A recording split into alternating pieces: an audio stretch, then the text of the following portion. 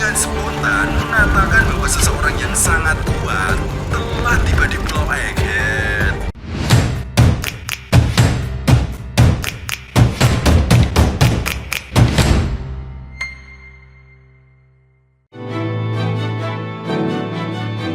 Halo nakama, selamat datang di channel Anime OP.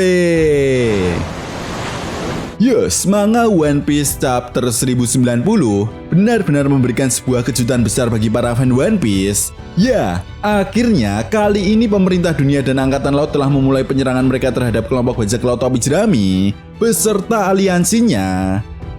Di sisi lain, tentu saja hal ini akan mempersulit rencana Dr. Vegapunk dan kelompok bajak laut topi jerami untuk melarikan diri dari Pulau Egghead. Apalagi Admiral Kizaru sudah mulai masuk ke Pulau Egghead dan saat ini sedang bentrok menghadapi Sentomaru. Lalu sampai di sini yang menjadi sebuah pertanyaan besarnya adalah, mampukah kelompok bajak laut topi jerami beserta aliansinya menghadapi Admiral Kizaru? Ditambah lagi pihak pemerintah dunia sendiri benar-benar tidak akan memberikan ampun bagi siapapun yang menghalangi misi mereka kali ini di Pulau Egghead. Oke, tanpa basa-basi lagi, berikut ini merupakan review dan analisa manga One Piece chapter 1090. One Piece chapter 1090 kali ini mendapatkan judul Admiral Kizaru. Nah, judul chapter kali ini akan merujuk pada aksi dari sang Admiral Kizaru untuk menangkap kelompok bajak laut topi jerami dan menyelesaikan misinya untuk menghabisi Dr. Vegapunk. Selain itu, di chapter ini juga kita akan mendapatkan cover request dari salah satu nakama yang memperlihatkan Kapten Kuro yang sedang membaca buku bersama dengan para kucing hitam. Masuk pada inti cerita, di awal chapter memperlihatkan Luffy yang sedang berbicara dengan Gorosei melalui Denden Mushi. Nah, di sini Luffy memperkenalkan diri dan mengatakan bahwa dia adalah orang yang akan menjadi Raja Bajak Laut. Luffy juga menjelaskan bahwa dia saat ini sedang bekerja sama dengan Dr. Vegapunk dan meminta kepada para Gorosei jika masih peduli dengan nyawa Vegapunk Yok, maka tarik mundur semua armada yang mengepung Pulau Egghead. Sontak hal ini pun membuat para Gorosei sangat terkejut dan salah satu Gorosei kemudian menanyakan kepada Luffy soal siapa saja yang masih hidup di Labo Fest. Namun panggilan tersebut kemudian ditutup oleh Luffy. Nah, tepat di momen ini, Nami, Robin, dan Usopp sangat marah kepada Luffy karena Luffy telah mengatakan rencana mereka dengan sangat mudah kepada para Gorosei. Di sisi lain, kita juga diperlihatkan Morgan yang sangat terkejut setelah menyadap panggilan yang dilakukan oleh Luffy dan Gorosei. Sementara itu, Gorosei Sartun yang juga mendengar pembicaraan tersebut mengatakan kepada Vice Admiral Doberman bahwa ada 3 hal yang akan menjadi misi utama pemerintah dunia kali ini. Pertama, melindungi Vegapunk Yok. Kedua, mendapatkan catatan yang ada pada otak Dr. Vegapunk. Dan yang ketiga, melindungi energi pembangkit yang digunakan untuk memproduksi senjata pemusnah massal, yaitu Mother Flame. Nah, mendengar hal tersebut, Vice Admiral Doberman kemudian mengatakan bahwa Rob Lucci dan yang lainnya masih berada di dalam Pulau Egghead. Gorosei Sartun pun kemudian menanggapi bahwa dirinya hanya mengutamakan tujuan pemerintah dunia. Scene pun kemudian berganti dan memperlihatkan keadaan kelompok bajak laut topi jerami di Labo Fest. Nah, di sini kita diperlihatkan Robin yang tampak terluka, begitupun dengan Kaku. Sementara itu, 2 satelit Vegapunk telah dinyatakan tewas. Namun menariknya di sini kita juga diperlihatkan ekspresi dari Rob Lucci yang tampak terlihat melamun. Ya, seperti ada sesuatu hal yang sedang dipikirkan oleh Rob Lucci.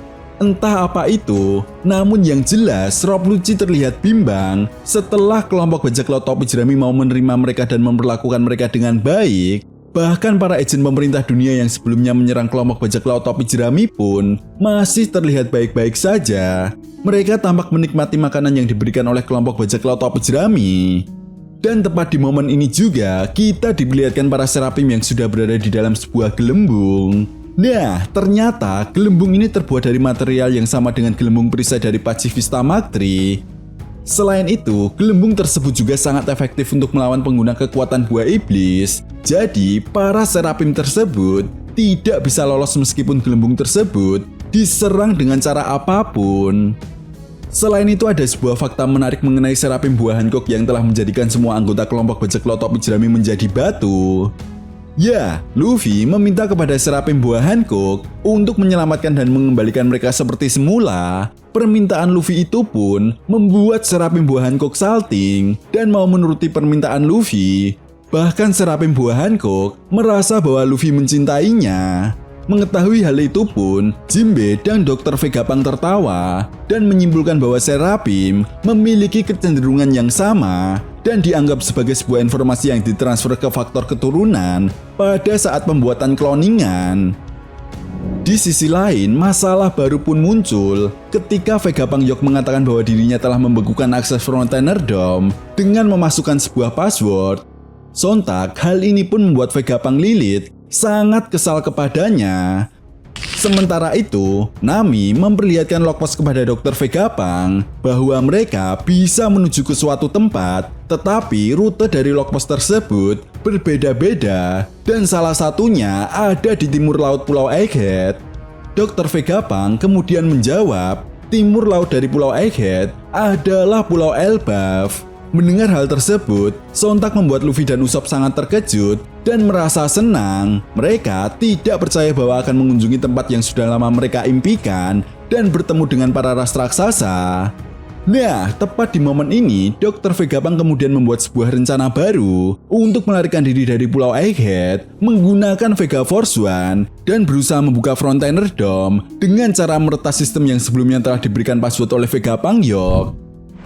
Scene pun kemudian berganti dan memperlihatkan Vegapunk Lilith, Franky, Luffy, dan Jawari Bunny yang sedang berlari menuju ke tempat Vega Force One dan kapal Tosen Sunny. Sementara itu di luar Pulau Egghead, kita diperlihatkan armada kapal perang beserta para Vice Admiral yang sudah bersiap untuk bertempur setelah mengetahui informasi yang diberikan oleh Rob Lucci. Entah informasi apa yang diberikan oleh Rob Lucci, apakah rencana baru dari Dr. Vegapunk untuk melarikan diri menggunakan Vega Force One, atau justru sebuah informasi palsu? Coba tulis pendapat kalian ya bosku. Apakah Rob Lucci akan menjadi musuh dalam selimut, atau justru akan berpihak kepada kelompok bajak laut topi jerami? Nah, setelah itu, scene pun berganti dan memperlihatkan perbincangan antara Gorosei Sartun dan Admiral Kizaru dalam sebuah ruangan. Gorosei Sartun menanyakan kepada Admiral Kizaru apakah kau bisa mengendalikan Frontener Dome dengan menggunakan kekuatan buah iblismu. Kizaru kemudian menjawab, ya bisa saja, tetapi masalahnya penjaga kubah Frontener Dome adalah temanku. Kizaru juga mengatakan bahwa dirinya tidak bisa lupakan orang yang bertekad untuk bertarung demi tugasnya dan tidak akan mengkhianati prinsipnya tersebut. Kizaru juga menjelaskan jika pihak Angkatan Laut memulai untuk melakukan penyerangan, maka Sentomaru akan memerintahkan para senjata monster laut 50 Pacifista Mark III untuk menenggelamkan kapal milik Angkatan Laut, sehingga korban dari pihak pemerintah dunia dan Angkatan Laut akan semakin bertambah. Jelas hal ini membuat Gorosei Sartun semakin kebingungan dengan langkah apa yang akan mereka ambil. Di sisi lain, 3 hal yang menjadi prioritas pemerintah dunia membuat Gorosei Sartun tidak bisa melakukan serangan secara membabi buta. Gorosei Sartun pun kemudian menanyakan di mana lokasi pembangkit energi untuk memproduksi Mother Flame. Kizaru kemudian menjawab bahwa Rob Lucci adalah orang yang cerdik. Dia mengirimkan semua informasi yang mereka butuhkan saat ini. Scene pun kemudian berganti dan memperlihatkan rombongan dari Luffy yang telah tiba di kapal Tosen Sunny dan Vega Force One. Scene kemudian berganti lagi dan memperlihatkan Admiral Kizaru yang telah menggunakan teknik Yatana no Kagami untuk masuk ke dalam Pulau Egghead. Kizaru diperlihatkan melesat dengan sangat cepat.